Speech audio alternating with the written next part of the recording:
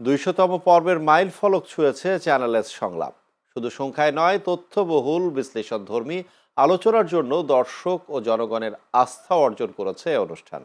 বিশেষ এই মাহেন্দ্রক্ষণকে স্মরণীয় করে রাখতে আজ সন্ধ্যায় চ্যানেল এস এর কার্যালয়ে কাটা হয় কেক।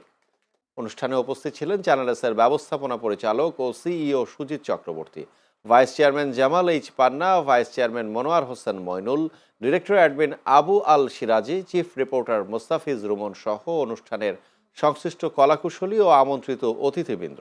এ সময় প্রতিষ্ঠানের ব্যবস্থাপনা পরিচালক সুজিত চক্রবর্তী বলেন, সমসাময়িক নানা গুরুত্বপূর্ণ ইস্যু নিয়ে আলোচনা করে দর্শকদের কাছে আলাদা গ্রহণযোগ্যতা তৈরি করেছে চ্যানেল এস সংলাপ।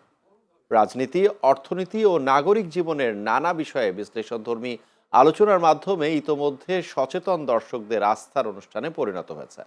ভবিষ্যতে এই অনুষ্ঠানের মাধ্যমে তুলে ধরা হবে তথ্য সমৃদ্ধ ও প্রাসঙ্গিক আলোচনা।